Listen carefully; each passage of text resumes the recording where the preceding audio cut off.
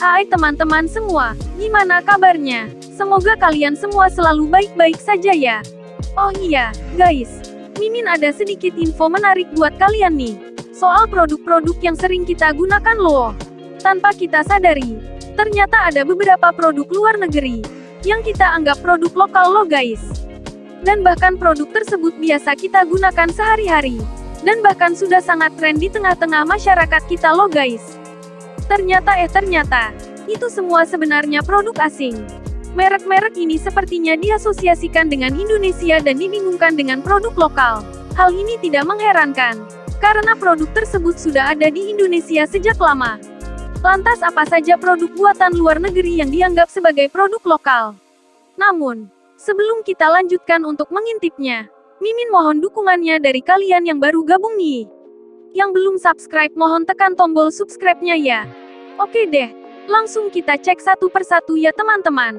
Ini dia daftarnya. 1. Rinso dari Inggris.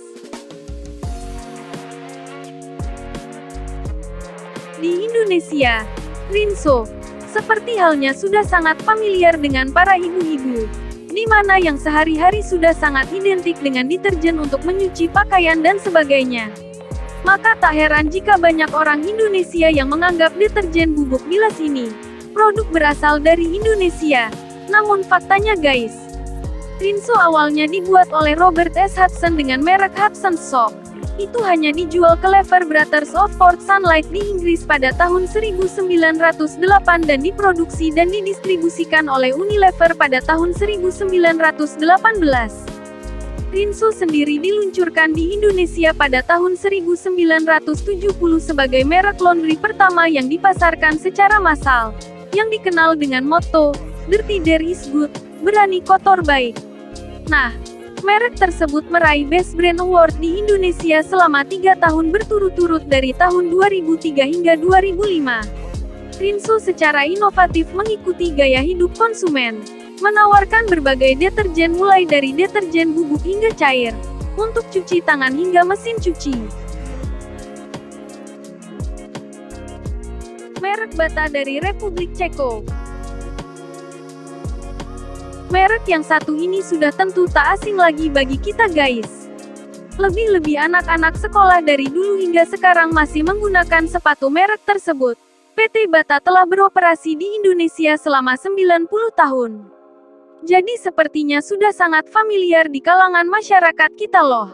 Pasalnya, produk yang membuat sepatu dan sandal itu didirikan pada 1894 oleh pengusaha Thomas Anna dan Antonin Beta dari Zilin, Republik Ceko.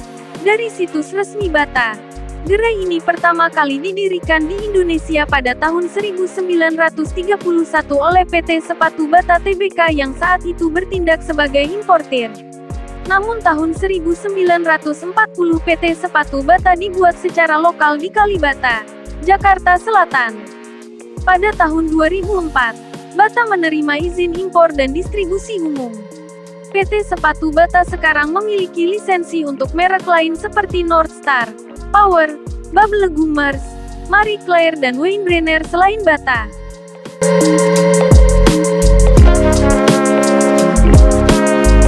Lifebuoy dari Inggris.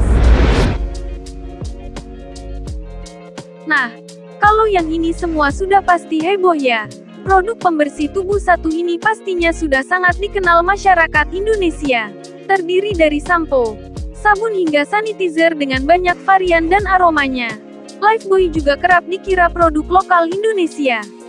Faktanya, Lifebuoy diperkenalkan oleh Lever Brothers di Inggris pada tahun 1895. Ketika itu, Lifebuoy diluncurkan sebagai sabun anti kuman kerajaan. Lifebuoy juga jadi salah satu sabun yang paling populer di Amerika Serikat dari sekitar tahun 1923 sampai pertengahan tahun 50-an. Sabun ini terkenal karena kemasannya yang berwarna merah dan kuning, warna merah dan bentuk segi serta aroma karbolnya. Kini, Lifebuoy merupakan salah satu produk unggulan PT Unilever Indonesia dan diproduksi di Rungkut, Jawa Timur serta Cikarang, Jawa Barat. Sunsilk dari Inggris dan Belanda. Banyak yang mengira Sunsilk adalah produk dari Indonesia. Padahal, produk perawatan rambut ini diproduksi oleh perusahaan Inggris dan Belanda, yaitu Unilever yang resmi diluncurkan di Inggris pada tahun 1954 oleh Elida Gibbs. Sunsilk sampo pertama kali diperkenalkan ke pasar Indonesia dalam kemasan botol kaca pada tahun 1952. Sunsilky telah diekspor ke 27 negara di berbagai negara sejak tahun yang sama. Pangsa pasar terbesar Sunsilk ada di seluruh Asia Tenggara, termasuk Indonesia, Malaysia, Singapura, Thailand, Vietnam, dan Filipina.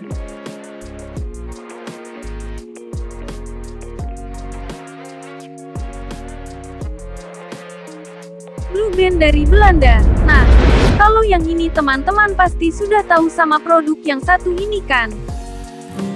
Yang udah kelas 2, yakin gak mau diantar? Iya dong, aku kan udah gede. Tumbuh itu artinya berubah. Maka beralihlah ke Blue Band. Dengan kebaikan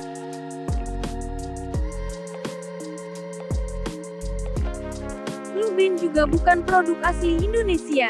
Menurut situs Blue Band, margarin ini dibuat oleh perusahaan Belanda Vandenberg. Namun produk ini banyak tersedia di Jerman, di mana produk ini sudah dipasarkan sejak tahun 1924. Merek margarin, keju, dan minyak goreng masuk ke Indonesia sejak tahun 1934. Blue Band mulai menyebar di Hindia Belanda setelah Unilever memiliki pabrik di Batavia. Kini produk yang dikenal sebagai Rama di Jerman ini tersedia dalam beberapa ukuran dan kemasan yang berbeda. Kaleng, mangkuk plastik dan tas.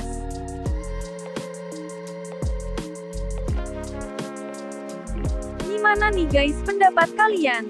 Komen dong, Mimin rasa cukup sampai di sini dulu ulasannya. Mungkin dalam video selanjutnya Mimin akan sajikan informasi yang menarik lagi buat teman-teman semua. Terima kasih yang sudah subscribe channel ini. Dan terima kasih juga buat teman-teman yang sudah menonton video ini sampai selesai. Akhir kata Mimin undur diri, selamat berjumpa di lain kesempatan. Wassalam.